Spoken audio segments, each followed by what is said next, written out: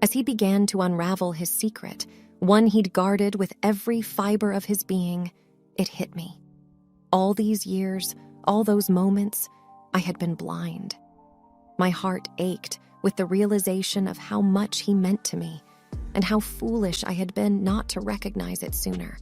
The weight of regret pressed heavily on my chest. "Dean, I faltered. I never realized." His fingers tightened around mine, offering solace. "Sometimes," he whispered, "we don't see what's in front of us until the right moment arrives." I leaned in, the scent of his cologne enveloping me, the world narrowing to just us two. I would give anything to turn back time, to see clearly from the start. But in that instant, one thing was certain.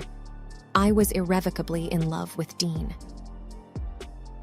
My name is Elle, and this is my story. I'd never been one to believe in fate, destiny, or any kind of predetermined paths. Life, in my view, was a series of choices, each one leading to another in an endless cycle. It was during a summer trip to New Orleans with college friends. We had stumbled upon an old hidden shop, the kind that smelled of incense and mystery. It was run by an elderly woman named Madame Laveau, who claimed to be a descendant of the famous voodoo queen of the same name. "You," she pointed at me, her long, bony finger adorned with several rings. "You have a question in your heart." Intrigued, and partially to entertain my friends, I sat down opposite her. She spread out a deck of tarot cards and began flipping them one by one. The room was filled with an eerie silence, save for the soft whispers of the cards as they revealed their secrets. "You will find happiness," Madame Laveau began, her voice a raspy whisper, "but only with a man with eyes as deep as the ocean." I looked at her in confusion. "What does that mean?" "Blue eyes," she stated simply, her gaze piercing into mine. "Your destiny is intertwined with a man with blue eyes." At the time, I had laughed it off, taking it as a fun story to share back home. Little did I know how much weight those words would carry in my life. Months turned into years, and I found myself gravitating towards men with blue eyes. It wasn't a conscious choice, not really, but somewhere in the back of my mind, Madame Laveau's prediction lingered. There was Rob, with his ice blue eyes, then Alex, with eyes the color of a clear summer sky. But each relationship, while filled with moments of joy, also had its share of heartbreak and pain.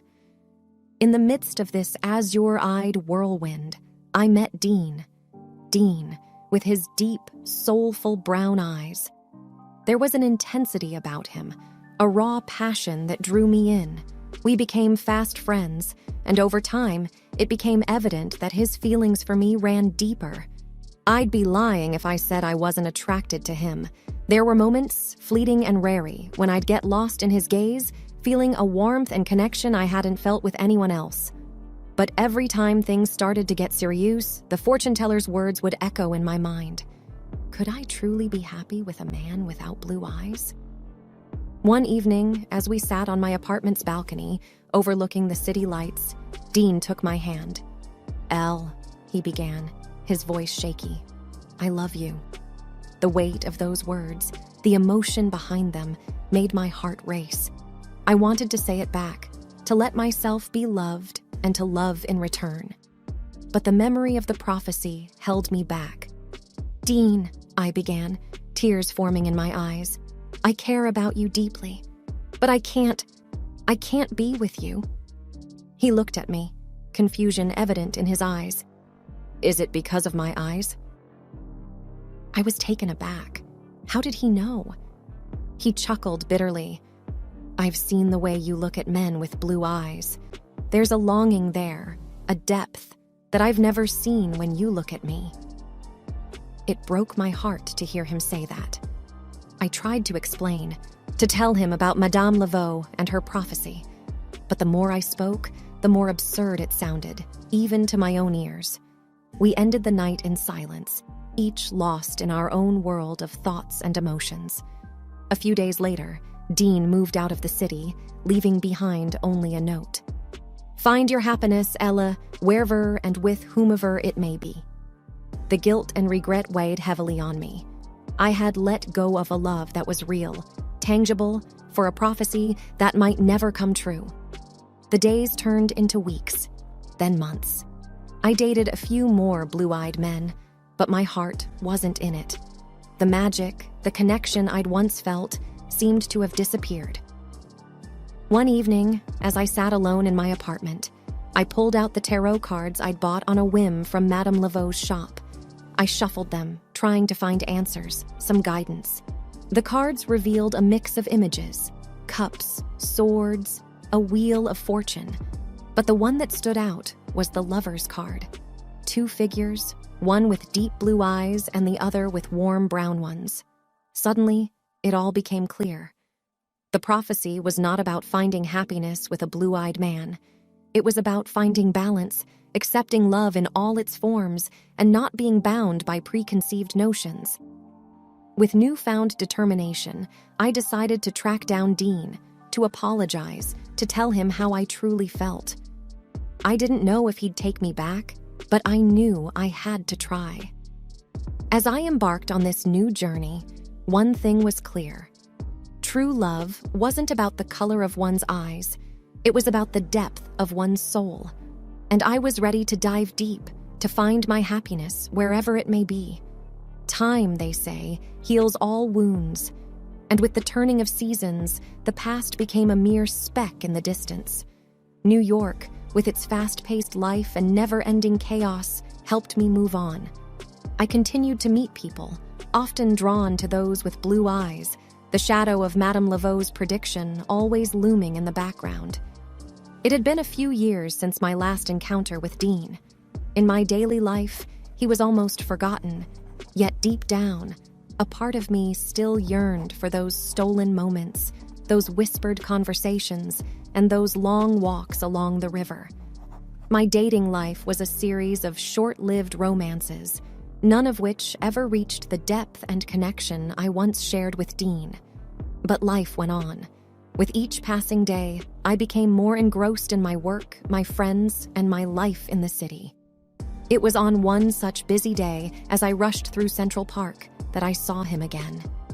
Dean, standing by the famous Bow Bridge, deep in conversation with a friend. The urge to walk past, unnoticed, was strong, but something stopped me in my tracks. His eyes, they were blue, the same deep, vivid blue that had once captivated me. Confused, I approached him, my heart racing. "Dean?" He looked up, startled, and then broke into a smile. "Elle, it's been so long." There was warmth in his voice, but something was different. The connection, the spark that had once existed, seemed to have faded.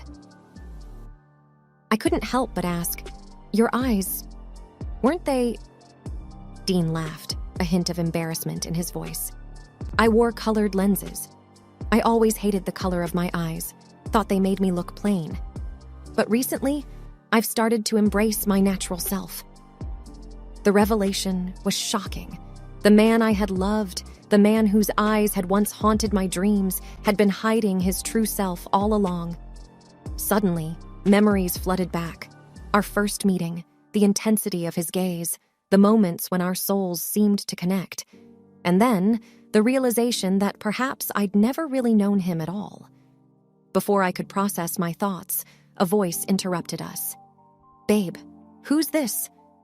A young woman with striking green eyes approached, her arm slipping around Dean's. The intimacy between them was evident, and it didn't take long for me to piece together the puzzle. "This is Ella, an old friend," Dean introduced, his voice neutral. "Nice to meet you," she replied with a courteous nod, her eyes never leaving mine. The unspoken challenge was clear.